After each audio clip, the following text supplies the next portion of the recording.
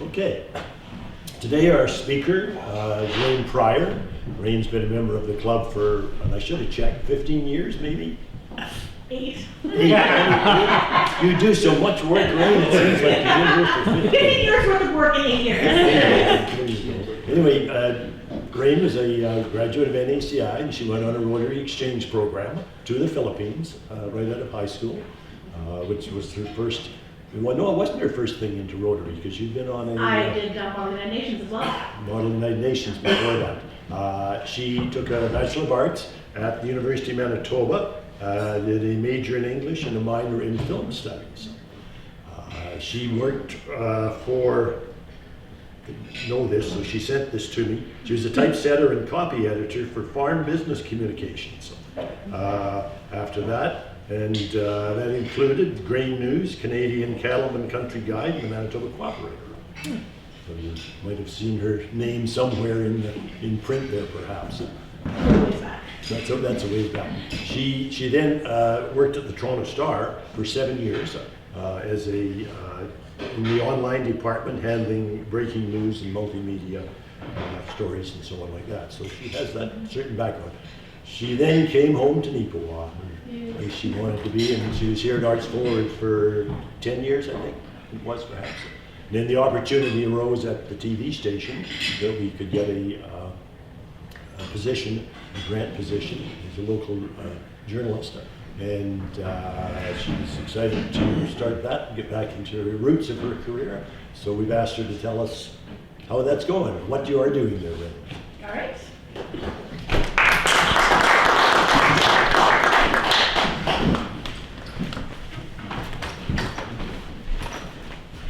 Thank you very much, Dave. Sometimes it does feel like I've been back here for 15 years already, and sometimes it feels like 2, so I don't know. It's kind of been a while since I've been up here in front of you.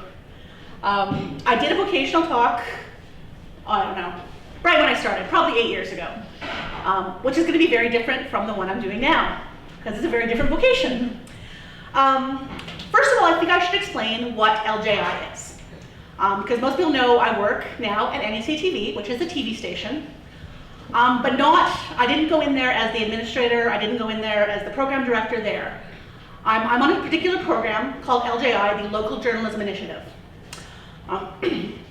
Excuse me, this is a program that is funded by the federal government.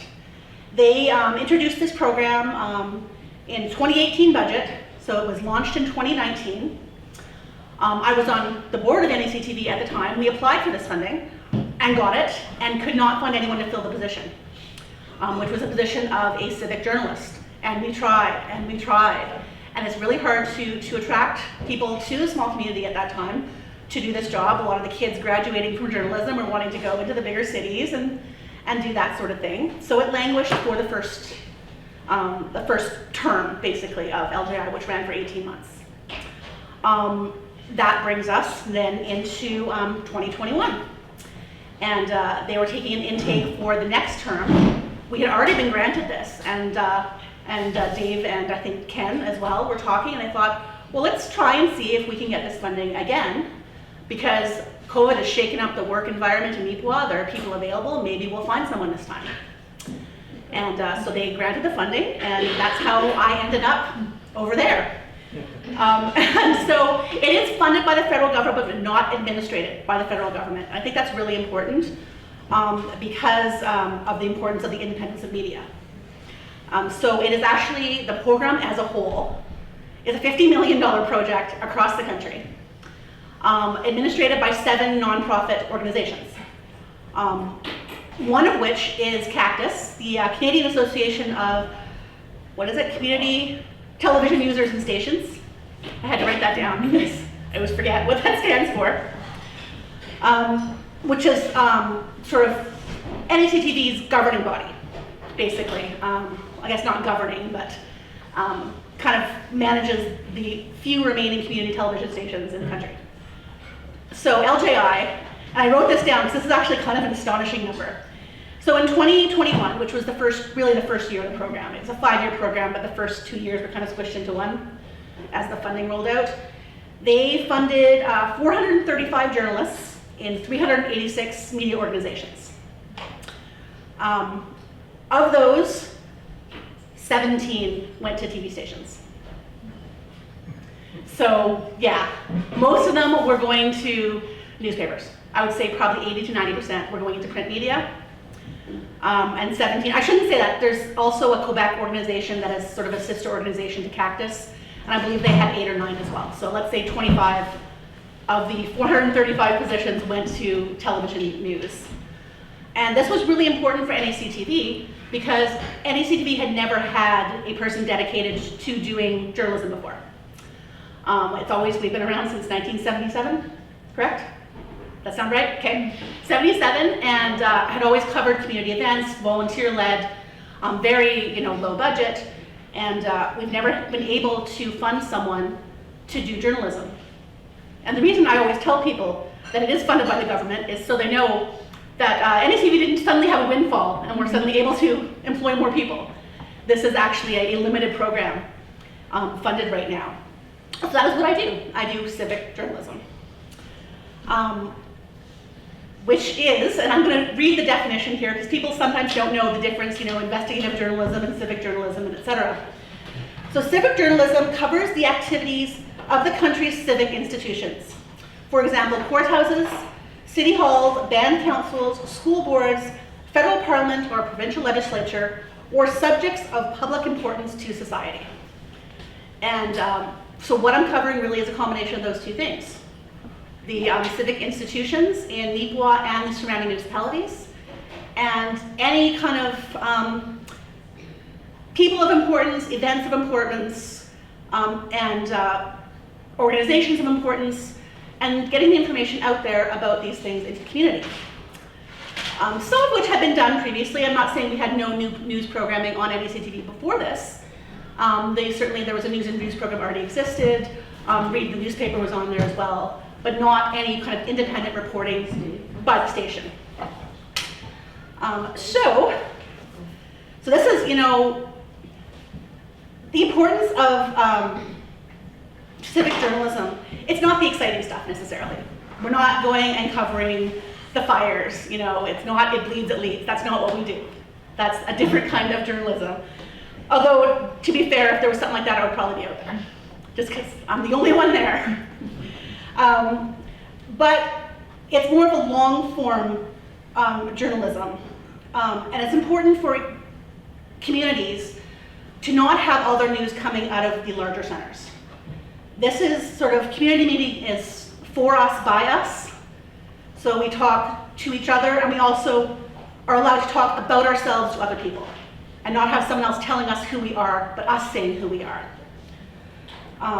So this is why we have end-to-end coverage of council meetings, to have this a factual account of what is happening in the community. And this is why we started several new programs in the past year since I've been there.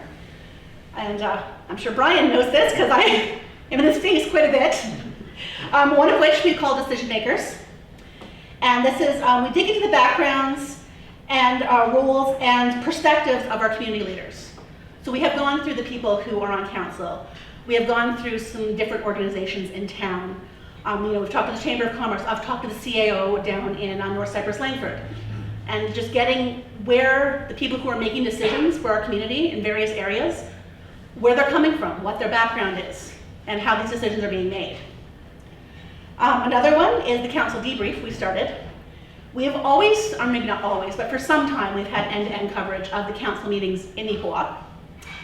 The council debrief includes an introduction and an explanation of some of the issues that council is talking about, when sometimes a motion is passed and we don't really know what it's about. And so this gives a bit of a background on what that motion is about, or what the topic is about, what the speaker is talking about, and what that means in the context of the community. Then we have also started covering council meetings outside of Iqua on a rotating basis. So we're covering right now Rosedale as well, once every 3 months. We're covering North Cyprus, Langford once every 3 months. Have not gotten into Glenelg Lansdowne, mostly because of the weather over the winter. Every time I tried to get out there was a blizzard or a flood. So hopefully that will be in the rotation soon. We started a program called The Journey. And this is covering life stories of residents, particularly ones who've had a significant impact on the area.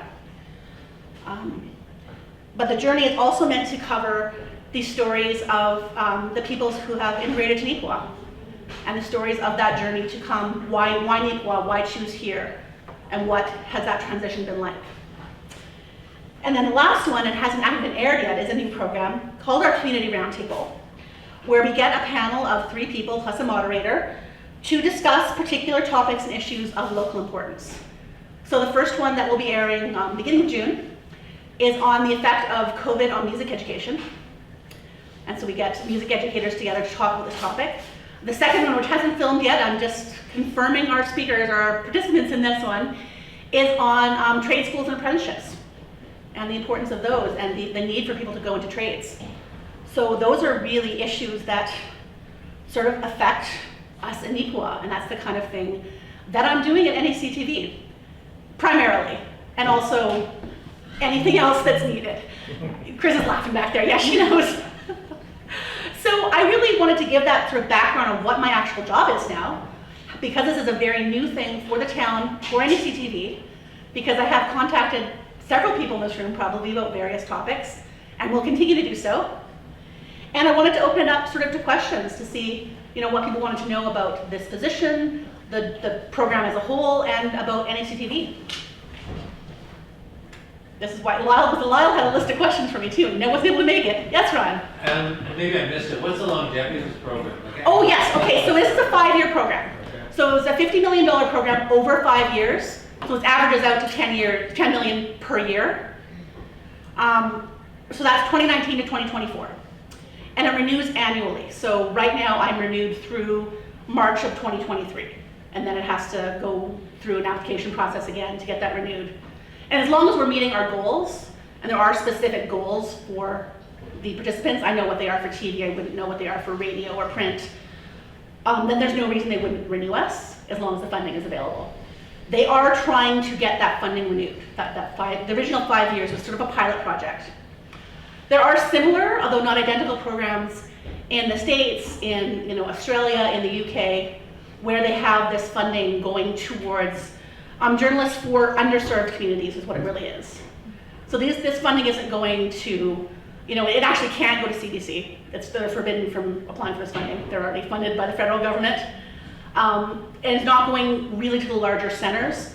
Although some, such as I know the Winnipeg Free Press, has gotten 3 journalists through the program, at least they did in the first year, for specific underserved topics, which were climate change, education on the economic impact of COVID-19.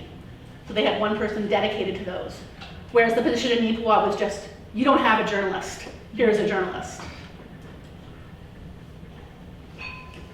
I've got a question. Do you have any way of tracking or knowing what the viewership of NACTV is? Sort of. We do get some information from MTS occasionally. They don't give it to us regularly, so it's not a program by program basis. We know there are thousands of people watching through MTS because we've seen their data monthly, and we know how many hours it is, and I don't have that here, I can tell you. But we don't know what programs they're watching. We don't get that data from Bell Satellite, and we don't get that data from Westman, and we don't get it from open broadcast. So we have some data, so we know there are more than I thought there were watching, particularly through MTS, which is a lot of the viewership is outside of the community, and still numbering in the thousands of people. Yes? Just one thing to clear up is there's over 500,000 subscribers to Bell MTS that have access Yeah. to NACTV, but that doesn't tell us how many are watching. No. And you add together Westman, Bell, and MTS, and Bell Satellite and MTS Digital are counted differently, even though they're one company. We're available to more than 1 million homes. And that's not even including the streaming online. Yes. What do you think is the most interesting story that you've been able to share because of this funding and this position? Oh, that's a good question. There are some things, I followed up on the Filipino election. It was a really interesting one that we did. Yeah. We talked ahead of the election about helping us understand the differences in the political systems and understanding who the candidates were. I might want to do another one now once it calms down a little bit after the results of the election, which was 2 weeks ago, I believe. But that was a really interesting one because that was one where I learned a lot. Some of the really interesting ones were sitting down with all of our counselors. And then, there's little things that you find out about, like World Drowning Prevention Day, where you get to cover stuff like that. But if I had to pick one, probably the Filipino election was actually really interesting to see what kind of impact it was having on the community because of the percentage of population that is Filipino. The community was very divided on.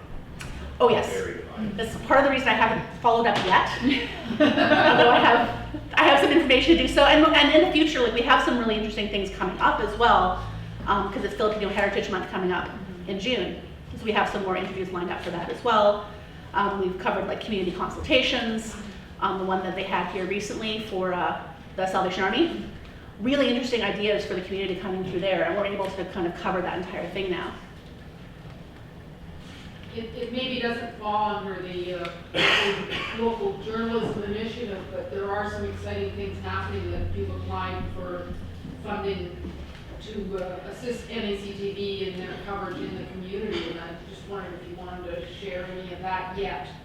I think there are some things that I can share that we're working on. Is that, would you say? So there are, not including, we received funding from the Community Foundation and from the town for equipment, which is great. One of the things we received funding for was our remote broadcasting system. So now we have, or it's on its way, a laptop that we can take, so we can take to the ball diamonds for baseball games and have not necessarily broadcasting live, although if we had internet we could, but able to put on-screen scores and stuff, like do it right on the spot. With this remote broadcasting, and anywhere you can get that internet, you can now broadcast live very easily from any location. Then we're working on the office in the studio. So if there are any people here with carpentry or cabinet making expertise that want to weigh in, I welcome your input on what we're working on there. But a big one is out at the Yellowhead.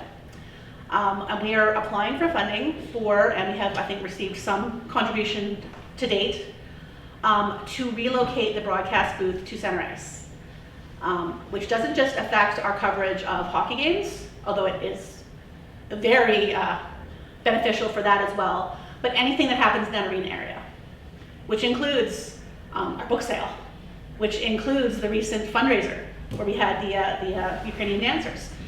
It includes, figure skating in there, it includes any events in that arena. So that would really help us upgrade our coverage in that area.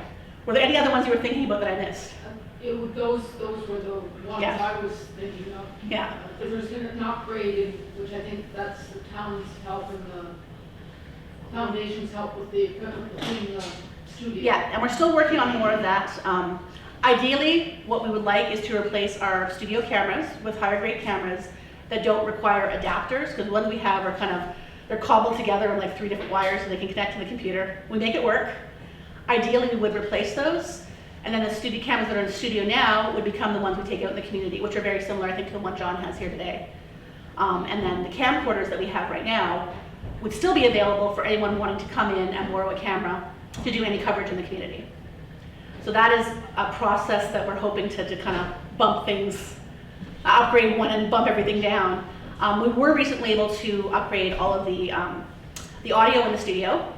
So we had new mics come in last year, which are, we used to have problems with interference and static on these mics that we had. It was an older system, but also it just wasn't a higher grade system. And the one we have now automatically changes frequency, so there is no interference on them, so it keeps a clear audio on it. Which, this is why if you ever interviewed in the studio before last year, we had to turn the fan off. The fan, it's not the noise, it was actually created interference on the mics. So it got very hot in there. Don't have that problem anymore, which is very nice. Rrain, I know the answer to this question, but Yes. I think it's important in regards to your journalism. What percentage of time before collecting, arranging, filming, editing, rewriting, making the reports, all that, in order to get, say, 1 hour of programming that's countable, Yeah. the cactus, the program, you know, how much time is really spent on that 1 hour program? I mean, I would say on the average hour of programming, it depends on the programming. But certainly, I would say at least 5 to 1 on that, probably more. The requirement for LJI for television is to produce 2 hours of new content per week on average. You know, some weeks higher, some weeks lower, but it has to average out to 2 hours of new content a week. That doesn't sound like a lot, but it really, really is. Once you put together, I do an interview, and it's a great interview, but I've spent time on the phone, I've gone on location, I have filmed it, I have edited it, I've changed the sound, I've done titles on it, and the interview is 3 minutes long. So stretching that out to 2 hours per week can be a lot of work for each one of those. So when you have something that's an hour and a half long, it's actually less work than having 20 things that are 3 minutes long, obviously. So it can be really a lot of background work. It's not, it's not, 2 hours and done. And then you have to write a report for the program and post Yeah. that and so on. Each program then, you see it on television, and then in the back end, it's also available to anyone. It's through, it's open source, so it's sort of available to anyone to rebroadcast for no cost, which means I put it onto a national portal and have to do basically a newspaper article for each thing that I film. In addition to that, and it goes up on YouTube. Everything we do for this program goes up on YouTube, is available, and then goes up in the national portal as well. And from my understanding is that things that we've been doing for years in this community, and I say we in a very humble way, because I haven't had to do it, but the NACTV has done for years, is things like council. But it's not news, so that doesn't count in your 2 hours? Yeah, that's true. I mean, it's important, and I'm involved in it, and it certainly counts as civic journalism, but the 2 hours that I'm producing through this program specifically has to be new content, so it's not programs that already existed. So what I do for news and views, what's done for council checkup, filming the council, story behind the stories with the banner and press, none of that counts towards these 2 hours. It has to be new production. Which is why you've seen a lot of new shows come out of it, which is, I think, been a really good thing. But it's also, we're still producing those, and then this is on top of that. Is your funding, I know you mentioned the 5-year commitment, is Yeah. it dependent on the government, like if we get a change in government, or is it funded or controlled by a separate crown corporation It outside? is committed. So this first 5 years of funding is committed. But a new government could wipe it out? I don't believe so. No, I'd have to look in the back end of that. But as far as I understand it, once that was committed, they could increase it, but they couldn't increase it. And because it is administered now by these 7 other organizations, and they have a percentage of it is committed to each of them. So you've got one. Now, it may not be One of removed. the new candidates is talking about defunding CBC. Yeah, And I would worry that maybe yeah. something like this would It is a change. concern, and there's certainly some debate about the value of this program in certain circles. I think it is hugely valuable in some place like this, where without it we would not have this opportunity. It may be less necessary for larger media outlets who are just using it to hire additional reporters. But again, then they're focused on very specific areas too. I think it's a little bit different than the CBC funding because it is not a direct fund coming to me, it's becoming to these organizations and then it's being spread across the country. But yes, certainly a change of government would mean that our hopes for renewing this 5 years may not happen. It just kind of depends on what happens. But that 5 years up until 2024, I believe, is firmly committed and cannot be retracted, just added on to. When you said changing your booth to center ice at the Yellowhead, Yes, what do you mean by that? Like taking that booth at the end and moving it into the stands halfway down? Is that right where the camera is now, yeah. Okay. So I'm not, I don't have a picture of what that's gonna look like. I know they're working with the Yellowhead on plans for that. But yeah, that is the idea, is to have that actual broadcast booth be at Sunrise and available to us, for us to use as a station and for the community to use, but also for people visiting for other, from other communities, especially for hockey games, to be able to use as well. Yes, we're mandated, we being Yeah, the hockey team and the Iqua, are mandated to have our camera center ice now for the league's hockey program, which has grown into a monster. It started basically here at NACTV by Ivan Trail was adopted now across all of North America. Yeah. And the league makes a bit of money out of it. It's a whole long story itself. We have to have a camera at center ice. And Yeah. we're mandated by the league to have a place for the guest broadcasters to be as well, and we don't have that. So the existing booth will be repurposed, it won't be torn down. It'll be repurposed, even if it's just storage, and Yeah. a new booth put in place. And I have assurances from a local business person, they'll supply quite a bit of stuff for that, so that's a good start. Yeah. And it's going to be designed by Pam Summer with approval from the Ron. Okay. So yeah, the process is kind of, we're just going into it now. So I don't think there's a final draft. It hasn't gone out to anyone yet. This is just, we're still in the funding process and the planning process for this. It's been talked about for a long time. Our camera has been sitting out there, and poor Jessica has been sitting out there in the cold for every game for years now, because the camera has to be at center ice, whereas the booth is not. One final question. Yep. Any progress on getting the station onto Shaw? Not yet. Big sigh, I know. That is kind of our last, that's our white whales. Yeah. You know, I think that would be great. A lot of people here are Shaw subscribers. We have Shaw subscribers calling and asking us if it is available, and it is not currently. We're working on it. We have not, I don't think we've made a lot of headway in the last little while. I made calls on that, and was assured by Shaw headquarters that somebody would get back to me and look after that. And of course, it never happened. So Yeah. it didn't try, I guess it's worth another try. We've been pestering, we've been persistent about not letting it fall off our radar. This is important, especially for things like our bingo. The bingo really is what funds, I mean, outside of my position, what funds the station is royalties and bingo. And royalties for original programming, which most of what we show on the station is original programming, whether from this year or previous years. And the bingo. You know, so that's, the more people we can get that to, you know, the more improvements we can make, the more programming we can do. And yeah, so I'd love to get all of the programming to Shaw, but that particularly what people ask about. Any other questions?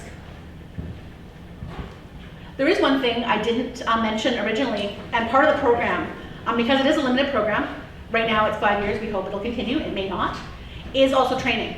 So we provide training for anyone really who is interested in continuing this work, into doing citizen journalism in the community. We work with work experience students at the high school. We're working on workshops with settlement services to train people to continue this work, not just to film, but to continue covering the civic institutions and the civic stories in town. So we even, you know, went out to McCreary one day and did some training up there. So that is also a big kind of part of this. Anything else? Well, I welcome any of you to come down and see me at the station anytime to contribute, to learn, and I'm sure I will be interviewing probably all of you at some point for some reason. Thank you. I would like to thank you and present to you this lovely gift. So thank you very much. It was a very informative talk about both the station and your job within it. Thank you so much. And this is fantastic because our building is full of pen thieves. I brought in 12 pens and I'm down to the last one. So this is not leaving my desk. Thank you.